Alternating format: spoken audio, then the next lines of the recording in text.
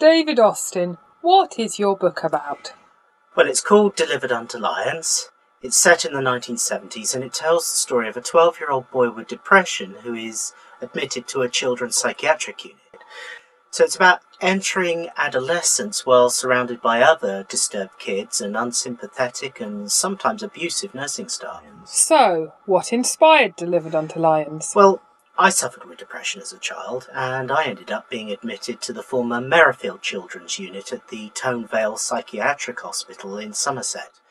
Now, I was told that I'd only be there for a short time, but a short time stretched out into a much longer time, and I was there on and off for about 4.5 years. What were your thoughts about being admitted to the unit? Well, prior to it actually happening, I was actually quite positive. I thought it would sort my problems out. The psychiatrist painted a very favourable picture of the unit, and so I was really quite optimistic until I actually arrived there. What was it like?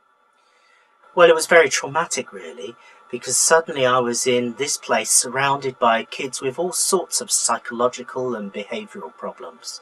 Now, some, like me, had been admitted with depression, but there were others with conditions like very severe autism or anorexia, and I'd never seen anything like anorexia before, so I was quite shocked, really. And some of the older kids had been in trouble with the police. They had violent tendencies, so that was quite frightening. We really were a very mixed bunch of kids. Now, in fairness, many of the staff were very caring, very dedicated, but some were not at all sympathetic, and they could even be abusive. So it felt like this was a punitive environment. It felt as though I was being punished for being unwell.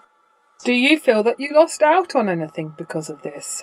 Well, I lost out on a very important part of a normal upbringing. I entered my teenage years in this very unhealthy environment in which it was quite difficult to form normal friendships and relationships, and my education suffered as well.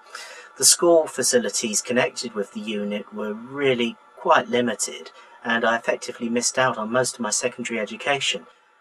But I'm lucky in that I've been able to make up for it since. Why would a 12-year-old be suffering from depression in the first place? Well, there have been some changes in my home life. My father had been quite ill and he'd had to give up work for a time, and we'd also had to move because of this. And I had a new baby sister as well, so there were quite a few things going on in the family.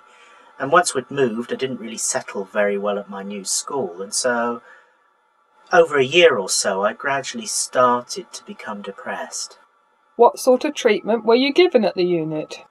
Well, it was mostly drugs. Antidepressants initially, then benzodiazepines and even antipsychotics at one point, so there were quite a lot of drugs, which is a terrible thing when you think about it, because that is the way they treated most of the children. And children, of course, still have developing brains, and yet they're being subjected to these really quite potent substances. In my case, my prescription would often be changed without any prior warning, so I never really knew what was happening. Now, on the whole, my memory of this whole period is pretty good, but there's a whole section in the middle that I don't really remember at all, and I put this down to the effect of drugs. Delivered Unto Lions is described as a novel. Is it fiction or is it biography? Well, it falls between two stools, really, because it's not really biography, but it includes a lot of biography, and it's not really fiction either. What I've done is to protect identities. I've changed names and personalities a little bit, and I've altered some of the situations a bit as well. And I've moved all the events to a fictional location.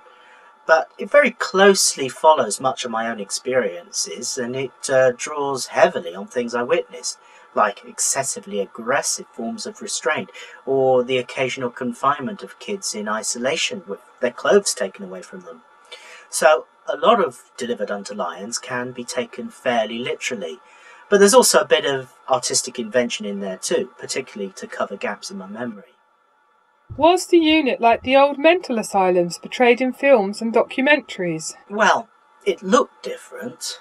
The building and the furnishings were really quite a bit more pleasant, so cosmetically it was quite a bit better. But I think there were a lot of the same sort of attitudes there. The same sort of institutional culture prevailed. What led you to write Delivered Unto Lions? Well, I had it vaguely in mind for a number of years, but then 2 or 3 years ago, I came across this urban exploration website. Now, I don't really know too much about urban exploration myself, but this site had a number of pages dedicated to various derelict buildings around the country, including some derelict psychiatric hospitals.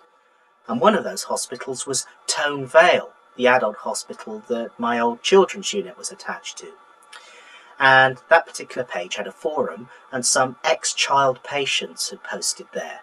So suddenly I realised that my experience represented a very important cause, really, because this wasn't just about me, but it was about all those other people who had been through something similar or worse. So I felt we all had a story that needed to be told, because this whole thing is about a hidden world. Now, people know about the old adult asylums, and most people can probably name the one that was nearest to them. But people have never heard of the old children's units. They don't really know that children were treated in this way. So I wanted to get the story out. What do you think about care in the community, the modern way of dealing with sufferers of mental health problems? Well, on the whole, I think care in the community is a good thing. There's been a lot of criticism of it, of course, because there have been some high-profile cases where it hasn't worked, with very tragic results. And care in the community doesn't work for everyone. But on the whole, I think it's a good thing, especially for children. It's far better for children with problems like depression to be treated in the community, rather than being locked up almost as if they were criminals. Did you find writing the book cathartic? Yes, it was to a certain extent. But what I've found more helpful, really, is some of the reaction I've had since it was published, because I've heard from some other former patients of children's psychiatric units and other people who are interested. And hearing these people's reactions and hearing that I may have helped one or two of them in a small way, well, that has really helped me, because it changes my perspective on the whole thing. David Austin, thank you. Thank you.